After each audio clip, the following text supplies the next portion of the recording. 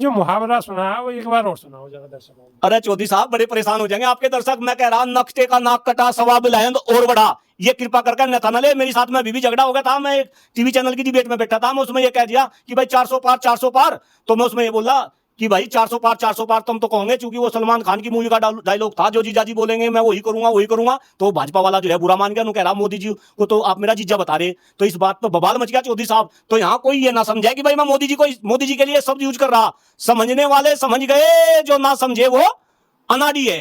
तो कहीं ना कहीं देश की जनता को सोचना पड़ेगा और भारतीय जनता पार्टी को भी मंथन करना पड़ेगा। चौधरी साहब मैं फिर कह रहा, जिस मोदी जी की के खिलाफ मैं बोल रहा, मोदी जी के खिलाफ नहीं। आप ये बात भी जो है दिमाग से निकाल दो, मैं तो मोदी जी के नीतियों के खिलाफ बोल रहा। मुझे मोदी जी से कोई दुश्मनी नहीं भाई। मोदी जी तो सूरज है, मैं तो एक छोटा सा दीवा हूं। मैं तो उनकी नीतियों के खिलाफ बोल रहा। जिस तरीके से 2014 में मोदी जी आए थे और वो अपनी नीतियों के बल पाए थे। अगर नमस्कार, स्वागत है आपका। मेरा नाम है विपिन बेबाक। हमारे साथ मौजूद है प्रोफेसर कुलदीप मलिक। स्वागत है साहब। बहुत बहुत धन्यवाद चौधरी साहब। प्रोफेसर साहब, सबसे पहला सवाल ये है कि गांव देहात में किसानों के बच्चे दिन रात सड़क पे पसीना बहाते हैं, मेहनत करते हैं, सुबह 5 बजे से लग जाते हैं और बहुत से शाम को भी 2-2 बार 5-5, 10-10 किलोमीटर की दौड़ करते हैं। और पसीना बहाने के बाद में एग्ज़ाम होता है और एग्ज़ाम होने के बाद पता चलता है कि पेपर लीक। बच्चे के और बच्चों के घर वालों के और रिश्तेदारों के सपने चकनाचूर। जी जी, बहुत ही बड़ा दुर्भाग्य है। और देखिए चौधरी साहब, चूंकि मैं शिक्षक समाज से हूं, मैं प्रोफेसर हूं कंप्यूटर साइंस के अंदर, और शिक्षक नेता के रूप में भी मैं अपनी बात अलग अलग मंचों से मैं रखता रहता हूं। चौधरी साहब, आपके चैनल के माध्यम से आज मैं हिंदुस्तान की जनता को ये बताऊं कि आज जो हकीकत में अगर इस देश का भविष्य कोई निर्धारित करेगा तो वो इस देश की शिक्षा व्यवस्था करेगी। लेकिन आज शिक्षा व्यवस्था का इतना बुरा हाल, मेरी जो एज है वो 40 साल की होगी। मैं जब से समझ रखने लगा, मुझे शिक्षा व्यवस्था का इतना बुरा दौर कभी नजर नहीं आया जितने बुरे दौर से ये शिक्षा व्यवस्था गुजर रही। और इससे भी बड़ा दुर्भाग्य कि आज इसके बारे में कोई बात नहीं कर रहा। आज शिक्षक नेता इसके बारे में बात नहीं कर रहे। आज देश के अंदर बुद्धिजीवी जो वर्ग है, जिनको हम बुद्धिजीवी बोलते हैं, आज वे इस पर कोई बात नहीं कर रहे। नेता तो बिल्कुल खामोश है। और खास तौर से लोकतंत्र के अंदर जो चौथा स्तंभ है मीडिया, यहां पे चूंकि आप भी मीडिया से है, कृपा करके मेरी बात को अन्यथा ले, मीडिया कोई बात नहीं कर रहा। अब अगर पेपर लीक हो रहा, अभी आप नीट के पेपर की बात करो, अब जब पेपर लीक हो लिया और जब लगा कि भाई अब तो इसके ऊपर बात करनी पड़ेगी, तो मीडिया के अंदर यह मुद्दा आया। अदरवाइज चौधरी साहब मैं आपको बता दूं, ये तो अभी पेपर लीक हुआ। अगर आप रिपोर्ट देखें पिछले 5 सालों में, जरा ध्यान से सुने हिंदुस्तान के लोग, पिछले 5 सालों में 41 बड़ी परीक्षाओं के पेपर लीक हो गए और जिसमें करोड़ों छात्र अभ्यर्थी बैठे। आप जरा उनके दुख को अगर आप समझने की कोशिश करें, हिंदुस्तान के अंदर इतनी जबरदस्त बेरोजगारी, आप देखो अभी अगर आप नीट परीक्षा की बात करें, भाई कितने सीटें और उन पे जो अभ्यर्थी थे वो लगभग 24 लाख थे। यानी कि अगर एक पेपर लीक हुआ तो कहीं ना कहीं 24 लाख बच्चों का जो सपना है वो टूटा। उनके पीछे जो अभिभावक होते हैं, 24 में कम से कम 4 की गुणा कर दो।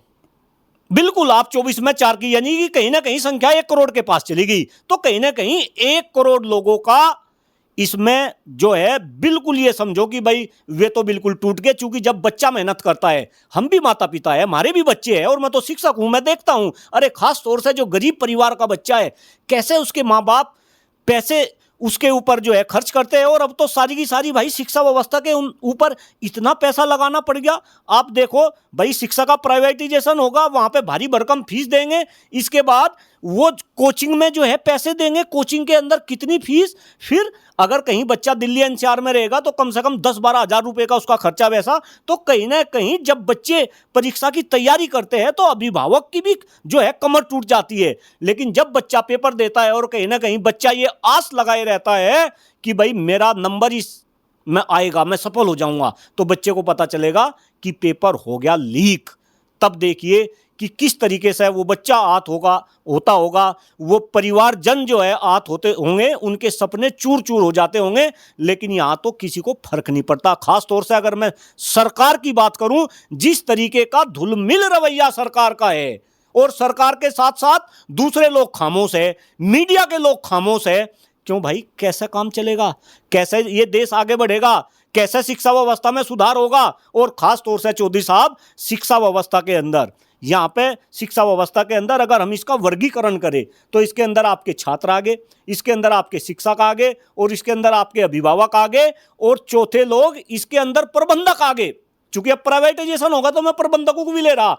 आज देश में ये 4 वर्ग में शिक्षा क्षेत्र में बता रहा, कहीं ना कहीं आज चारों वर्ग परेशान हैं। यहां प्रबंधकों को, मैं उच्च वर्ग के प्रबंधकों की बात नहीं कर रहा, मैं निम्न वर्ग और मध्यम वर्ग के प्रबंधकों की बात कर रहा। कहीं ना कहीं बेचारे ये भी परेशान हैं, और अगर इनकी परेशानी का कोई ना कोई कारण है तो वो कारण है हमारे देश की शिक्षा व्यवस्था। और इस शिक्षा व्यवस्था को हमें कहीं ना कहीं इसमें सुधार लाना पड़ेगा, इस पर हमें चिंतन करना पड़ेगा, इस पर हमें विचार करना पड़ेगा। अच्छा, विचार और चिंतन ये 1 बार 2 बार 3 बार, आप बताइए इतनी बार पेपर का लीक हो जाना और सरकार को बिल्कुल खामोशी अख्तियार कर लेना, ये कहाँ तक जायज़ है? नहीं नहीं, बिल्कुल, देखिए आप बिल्कुल सही कह रहे हो, और ये तो भला हो, क्योंकि बच्चे आंदोलनकारी हो जाते हैं जिस भी परीक्षा का पेपर लीक होता है। और खास तौर से यहां मैं एक राज्य को टारगेट नहीं कर रहा, किसी एक पॉलिटिकल पार्टी को टारगेट नहीं कर रहा, हर राज्य में पेपर लीक हो रहे, हर राज्य में, अलग अलग राज्य में अलग अलग पॉलिटिकल पार्टी की सरकार है। आप देखो, जहां कांग्रेस की सरकार है, कर्नाटक में भी पेपर लीक हो रहा। इसके बाद में आप यूपी में आ जाओ, यहां तो डबल इंजन की सरकार है, यहां भी पेपर लीक हो रहे। हरियाणा में चले जाओ, वहां भी पेपर लीक हो रहे। राजस्थान में चले जाओ, वहां भी पेपर लीक हो रहे। महाराष्ट्र में चले जाओ, वहां भी पेपर लीक हो रहे। क्यों भाई, तुमने अब तो अधिकतर अगर बात की जाए तो एनडीए की सरकार है अधिकतर प्रदेशों में। नहीं नहीं नहीं, बिल्कुल एनडीए की सरकार है, भाजपा की सरकार है। और कहीं ना कहीं मैं तो भाई सरासर जो है रिस्पॉन्सिबल मान रहा देश के प्रधानमंत्री नरेंद्र मोदी जी को। नरेंद्र मोदी जी ताल ठोक कर ये कहते हैं कि हमने 2 कंट्रियों के बीच में, 2 देशों के बीच में युद्ध रुकवा दिया, यूक्रेन और रशिया के बीच में। क्यों भाई, जब आप उनका युद्ध रुकवा सको, क्या आप ये पेपर लीक नहीं रुकवा सकते? और अगर आप पेपर लीक नहीं रुकवा सकते तो भाई मुझे नहीं लगता कि मोदी जी को जो है प्रधानमंत्री बना रहना चाहिए नैतिकता के आधार पे। क्योंकि आप देश के अंदर युवाओं की बात करते हैं, और मोदी जी आप तो युवाओं के दिल में बसते हैं। आप तो कहते हैं कि यह देश युवाओं का देश है, आप इस देश को विश्वगुरु बनाना चाहते हैं। और विश्वगुरु का भी आपने जो है टारगेट 2047 तक फिक्स कर दिया। और विश्वगुरु बनाने में सबसे ज्यादा अगर इंपॉर्टेंट कोई रोल है तो मोदी जी आप ध्यान से सुनिए, आपका रोल नहीं, अगर इसमें रोल है तो वो देश के युवाओं का रोल है। और अगर आप देश के युवाओं के साथ इस तरीके का व्यवहार करेंगे, आप उनकी परीक्षा तक अच्छे से जो है वो नहीं करा सकते, कंडक्ट नहीं करा सकते। और जो आपने ये नई संस्था बनाई, मैं बात कर रहा किसकी, नेशनल टेस्टिंग एजेंसी की। ये नेशनल टेस्टिंग एजेंसी ये आपने बनाई। ये आपने क्यों बनाई? क्योंकि आपको कहीं ना कहीं जो एग्जाम कंडक्ट कराती थी, अलग अलग संस्थाएं इसको एग्जाम कंडक्ट कराती थी। अगर आप नीट के एग्जाम की बात करें, उससे आप पूर्व की बात करें, तो ऑल इंडिया जो है मेडिकल एंट्रेंस टेस्ट होता था, और वो अलग अलग राज्य आप अपने तरीके से कराते थे, कुछ कुछ मेडिकल कॉलेज अपने हिसाब से कराते थे, लेकिन आपने सबको कंबाइन कर दिया और ये सारा का सारा टेस्ट ये संस्था कराने लगी मोदी जी, जो आपने बनाई थी। लेकिन अब आपकी संस्था के द्वारा, हो सके कुछ लोगों को ये शब्द बुरे लगे, लेकिन मैं कह रहा अब आपकी संस्था के द्वारा ही देश में पेपर लीक कराए जा रहे। और चौधरी साहब, एक इंपॉर्टेंट बात जो हिंदुस्तान के 143 करोड़ लोगों के दिल को छुएगी कि जब पेपर लीक होता है तो वो पेपर कौन खरीद देंगे? पैसे वाले। जब नीट का पेपर बिकता है और वो 45 लाख रुपए में खरीदा जाता है, तो वो आप और हम जैसे इंसान नहीं खरीदते, ये खरीदते हैं पैसे वाले। और पैसे वाले कौन? वे होते हैं देश के नेताओं के बच्चे, वे होते हैं देश के अंदर ब्यूरोक्रेट्स के बच्चे, वे होते हैं देश के अंदर व्यापारियों के बच्चे। यानी कि किसके पेट पे लात लग रही? लात लग रही हमारे बच्चों के पेट पे, आपके बच्चों के पेट पे, गरीब के बच्चों के पेट पे, मध्यम वर्गीय परिवार के बच्चों के पेट पे। भाई आपने तो एजुकेशन को ऐसा बना दिया कि जिसके पास में पैसा होगा उसे तो एजुकेशन मिलेगी, वही तो अच्छा इंजीनियर बनेगा, वही अच्छा डॉक्टर बनेगा, वही अच्छा साइंटिस्ट बनेगा, लेकिन पैसे के बेस पे आप अच्छा डॉक्टर, अच्छा इंजीनियर, अच्छा साइंटिस्ट नहीं बना सकते। अगर उसका कोई बेस है तो वो है केवल और केवल उस बच्चे की प्रतिभा।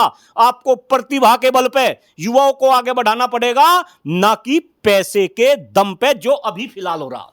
अच्छा, एक और बात है मलिक साहब कि अगर 40 लाख 45 लाख रुपए देने के बाद परीक्षा में कोई पास कर जाता है तो वो तो देश के लिए और दुर्भाग्यपूर्ण स्थिति है। नहीं भाई, एक बात बताओ, अभी सुप्रीम कोर्ट ने कहा क्या? सुप्रीम कोर्ट ने अभी नीट के संज्ञान को लेते हुए ये तो कहा कि भाई अगर ऐसा बच्चा कल को आने वाले टाइम में डॉक्टर बन जा, क्यों भाई, वो कैसे मरीज का इलाज करेगा? और देश के प्रधानमंत्री मोदी जी तो पूरे हिंदुस्तान को स्वस्थ बनाना चाहते हैं, पूरे हिंदुस्तान का ऑपरेशन करना चाहते हैं, इसको जो है मेडिटेट करना चाहते हैं, और आप ऐसे फर्जी बच्चों को पैसे के दम पे अगर पेपर लीक हो रहे और आप ऐसे बच्चों को डॉक्टर बनाएंगे, और ये केवल और केवल अभी तो चूंकि मेडिकल का है। अरे भाई, कौन सी परीक्षा? अभी आप ले लो यूपी के अंदर, दिल्ली यूपी पुलिस की परीक्षा का पेपर लीक होगा, अभी इन्होंने जो है यूजीसी का पेपर जो है लीक हो गया, इसके बाद में अभी आजकल में ही कोई पेपर इन्होंने कैंसिल करा। इनको पता था कि भाई ये पेपर भी लीक होने वाला। अच्छा मलिक साहब, एक बात और है,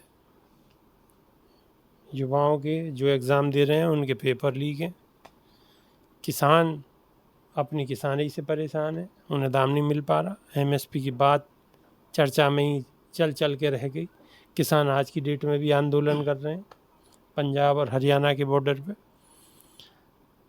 ना तो बेरोज़गारी ख़त्म हुई, ना किसानों की आय दोगुनी हुई, ना स्मार्ट सिटी बने, और कितनी गिनती करवाई जाए।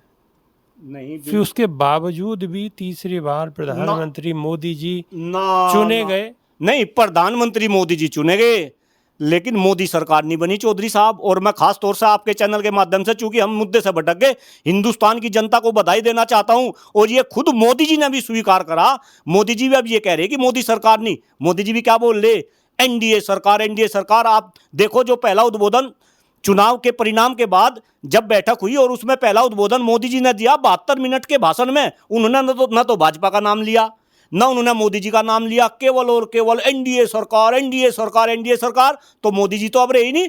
अगर मोदी जी के अंदर नैतिकता होती तो नैतिकता के आधार पर मोदी जी को प्रधानमंत्री पद की शपथ नहीं लेनी चाहिए थी। मैं बहुत गंभीरता से कह रहा, अंधभक्तों को मिर्ची लगेगी मेरी बात का, लेकिन नैतिकता तो कहीं बची नहीं, नैतिकता तो कहीं बची नहीं। एक बात बताओ, देश के अंदर मोदी जी के नेतृत्व में चुनाव लड़ा गया, मोदी जी चेहरा बने और नारे दिए गए, अब की बार फिर से मोदी सरकार, फिर से मोदी सरकार, 400 अब की बार 400 पार, 400 पार। और जनता ने ऐसी फूंक निकाल ली, ऐसी फूंक निकाल ली कि ये तो मोदी जी भी नहीं कभी सोच सके थे। तो क्या मोदी जी को देश का प्रधानमंत्री बनना चाहिए था? और चौधरी साहब, जिस तरीके से रिजल्ट आए थे, आप रिजल्ट की भी बात करो, हिंदुस्तान के 143 करोड़ लोगों में से लगभग 80% लोग ये मान रहे थे कि भाई मोदी जी तो प्रधानमंत्री बनने के नहीं। और खास तौर से जो बीजेपी कि मैं जननी कहूं, मैं आरएसएस की बात कर रहा हूं, तो आरएसएस के अंदर भी ये मंथन होने लगा था कि भाई जब मोदी जी के नेतृत्व में चुनाव लड़ा गया तो मोदी जी प्रधानमंत्री क्यों? मैं तो आरएसएस वालों से, देश के लोगों से पूछना चाहता हूं कि क्या जो है दूसरे लोग प्रधानमंत्री नहीं बन सके थे? क्या नितिन गडकरी जी प्रधानमंत्री नहीं बन सके थे? क्या राजनाथ जी प्रधानमंत्री नहीं बन सके थे? क्या 3 बार जो मध्य प्रदेश के मुख्यमंत्री रहे शिवराज चौहान जी, क्या वो देश नहीं चला सके थे? तो कहीं ना कहीं अब मोदी का कोई बोलबाला नहीं। मोदी जी को तो अब बैसाखी के ऊपर लाके जो है खड़ा कर दिया। और बैसाखी भी कौन सी? देखो, एक तो पलटू राम, नीतीश बाबू, और दूसरे नायडू जी, है ना। अब 2 बैसाखी के ऊपर मोदी जी चल रहे। और आप मोदी जी की बॉडी लैंग्वेज से, मोदी जी के काम करने के तरीके से भी इस बात का अंदाजा लगा सके। और ये कहीं ना कहीं मोदी जी की गलत नीतियों का ही परिणाम रहा कि जो इस तरीके की नौबत आई। अदरवाइज जो मोदी जी ने वादे करे थे उसमें बेरोजगारी की, चूंकि हम पेपर लीक की बात कर रहे, अरे मोदी जी ने कहा था कि 2 करोड़ युवाओं को प्रतिवर्ष रोजगार देंगे, यानी कि 10 साल में 10 करोड़ युवाओं को अगर रोजगार मिलता तो ये मोदी जी के साथ रहते। अगर एमएसपी लागू होती, अगर किसानों की आमदनी 2022 तक दुगनी होती तो ये सारे के सारे मोदी जी के साथ रहते। अगर सरकारी क्षेत्र में काम करने वाले कर्मचारियों के लिए काम हुआ होता, खास तौर से मैं मोदी जी को याद दिला रहा, खुद तो ये पुरानी पेंशन स्कीम के तहत पेंशन ले रहे और सरकारी कर्मचारी बेचारे संघर्ष कर रहे। अगर ये मोदी जी उनके लिए काम करते तो सारे के सारे कर्मचारी इनके साथ होते। अब तो मोदी जी के साथ कोई है ही नहीं। आप ये समझो कि मोदी जी तो अपनी जान बचा गए, अदरवाइज कितना बुरा हाल हुआ, कितना बुरा हाल हुआ। मैं भी आपको चुनाव से पहले इंटरव्यू दे रहा था और मैं ये कह रहा था कि भाई इनका चाट लगेगी, चाट लगेगी, चाट लगेगी, लेकिन ऐसी चाट लगेगी ये तो मैंने भी नहीं सोचा था। मैं तो पश्चिम उत्तर प्रदेश से कह रहा था, क्योंकि मैं तो चौधरी साहब ही नहीं 9 जिलों में पश्चिम उत्तर प्रदेश में घूम रहा था और वहां की जनता का मैं देख रहा था कि भाई किस तरीके का रुझान है। मुझे डे 1 से पता था और मैं तो कह रहा था कि यही भारतीय जनता पार्टी की जो है भारतीय जनता पार्टी है कि पश्चिम उत्तर प्रदेश के लोगों ने इसे विश्व की नंबर 1 पार्टी बनाया और इस बार यही से मिट्टी में मिलाओगे। लेकिन ऐसा मिट्टी में मिलाएंगे, ऐसा मिट्टी में मिलाएंगे, ये तो चौधरी साहब में भी नहीं सोचा था। लेकिन कुल मिला के हो ये रहा, नकटे का नाक कटा, बोलो सवा बिलांद और बड़ा। ये गांव में कहावत है। तो भाई इन भाजपा वालों की नाक भी कट गई, लेकिन ये तो फिर अपनी नाक जो है बढ़ा रहे, अपने आप को ऐसा प्रदर्शित कर रहे, ऐसा प्रदर्शित कर रहे कि ये तो जो है मोदी जी की पंडित जवाहरलाल नेहरू से बताओ कंपेयर करने लगे। अरे शर्म आनी चाहिए। खैर मैं उस मुद्दे पे नहीं जाना चाह रहा। हम तो यहाँ पे पेपर लीक की बात कर रहे थे, हम युवाओं की बात कर रहे थे। आज अगर वे अपनी नीतियों का अच्छे से क्रियान्वयन करते तो भाई मैं तो मोदी जी के चरण धोखा जो है पीता है ना। लेकिन मैं उन अंधभक्तों में शामिल नहीं कि भाई करा कुछ नहीं, 2-3 काम को छोड़कर। मैं तो तारीफ भी कर रहा, चलो धारा 370-35 से हटा दी, राम मंदिर भी हम कह रहे हैं इनके खाते में गया, ये सड़क का निर्माण जितना इंफ्रास्ट्रक्चर वैसे ये भी सारी लोन से बना रखी, मुझे तो पता, मैं तो पढ़ा लिखा आदमी। लेकिन इसके अलावा अगर मोदी जी ने और भारतीय जनता पार्टी की सरकार ने एक भी काम करा हो, आपने गिनवाए, कहां गई 2 करोड़ युवाओं को रोजगार, कहां गई ये गंगा। अरे चौधरी साहब मैं कल ही हरिद्वार में था, निर्मल गंगा, और वो गंगा का मंत्रालय बना दिया, उमा भारती बहन को उसमें मंत्री बना दिया। और बहन ने जैसे ही अपने मंत्रालय में जाके साइन करे तो बहन ने एक बहुत बड़ा स्टेटमेंट दिया कि अगर मैं 5 साल में गंगा को निर्मल एवं पवित्र ना कर सकी तो मैं गंगा में कूद के जान दे दूंगी। मैं तो सोच रहा था मैं भाई 5 साल ना हो जाए हमारी बहन जी गंगा में ना कूद जा, लेकिन अब उस बहन जी का भी नहीं पता। तो जो वादे इन्होंने किए थे 2-3 को छोड़ के, जनसंख्या नियंत्रण ये कानून बनाने वाले थे, देश के अंदर ये सम शिक्षा व्यवस्था लागू करने वाले थे, 100 स्मार्ट सिटी बनाने वाले थे, बुलेट ट्रेन ये चलाने वाले थे, जापान के साथ में इनका समझौता भी हो लिया, 2 करोड़ युवाओं को ये रोजगार देने वाले थे, किसानों की आमदनी ये दुगनी करने वाले थे। अरे चौधरी साहब इनके वादे गिनवाऊंगा तो मेरे ख्याल से 2 घंटे इसी पे लग जाएंगे। लेकिन फिलहाल पेपर लीक के बारे में सोचे, देश के बारे में सोचे, देश का युवा भारत का भारत भाग्य निर्माता है, हम इसके बारे में सोचे। और अगर सोचे अगर इस देश का युवा इस तरीके से परेशान होगा, अगर ऐसे ही पेपर लीक हो गए तो कैसे काम चलेगा, इस पर सभी को चिंतन करना पड़ेगा। और खास तौर से जो बुद्धिजीवी लोग हैं और जो मीडिया के लोग हैं, भाई मीडिया के लोग भी, अब तो मैं कह रहा मोदी मोदी ना चिल्लाओ, अब तो एनडीए की सरकार है तो तुम भी जरा थोड़ा सा तुम भी कुछ फेवर में आ जाओ, जनता के फेवर में आ जाओ। मोदी जी भी देखने वाले एक है, लेकिन जनता देखने वाली 143 करोड़ है। जो टीआरपी थारी बढ़ा रही वो जनता ही बढ़ा रही। तो इस जनता के विषय में भी सोच लो। मीडिया वालों को बता रहा मुद्दे की बात करो। और जैसे चौधरी साहब हमें बुला रहे, हमारे जैसे लोगों को डिबेट में बैठाओ, सारी पोल खोल देंगे, बोल नहीं सकेगा। भारतीय जनता पार्टी का कोई भी आदमी डॉक्टर कुलदीप मलिक चैलेंज के साथ इस बात पे कह रहा, पढ़े लिखे आदमियों के साथ में बहस करके दिखाओ। ये जो आपने दुकान चला रखी है और 5 बजे के बाद में जो आप शुरू हो जाते हैं अभी भी मंदिर पे, मस्जिद पे, जाति धर्म संप्रदाय पे, ये सारी की सारी बात आप खत्म करो। आप शिक्षा के ऊपर डिबेट करो, स्वास्थ्य के ऊपर डिबेट करो, शिक्षकों के ऊपर डिबेट करो, हम सभी के खराब होते हुए स्वास्थ्य के ऊपर डिबेट करो, देश की बढ़ती हुई जनसंख्या के ऊपर डिबेट करो, बेरोजगारी के ऊपर डिबेट करो। इतने सारे मुद्दे हैं भाई, आपको भी चेंज होना पड़ेगा, क्योंकि देश की जनता ने मोदी जी को ही चेंज कर दिया। मोदी जी से एनडीए सरकार पे लिया है देश की जनता। ये सलाह है मेरी खास तौर से मीडिया भाइयों को। मलिक साहब ने तो पूरे जितने भी फाइल के पन्ने हैं सारे के सारे पलट दिए, खोल दिए और सारे के सारे पढ़ दिए। अब जो पन्ने मलिक साहब ने पढ़े हैं वो कहाँ तक सही हैं और कहाँ तक गलत हैं, ये आप कमेंट के माध्यम से अगर बताएंगे तो मलिक साहब को भी अच्छा लगेगा और हमें भी अच्छा लगेगा। तो अभी के लिए सिर्फ इतना ही। नई वीडियो में फिर आपके सामने रूबरू होंगे। जब तक के लिए बहुत बहुत शुक्रिया, धन्यवाद, नमस्कार। धन्यवाद साहब। बहुत बहुत धन्यवाद साहब।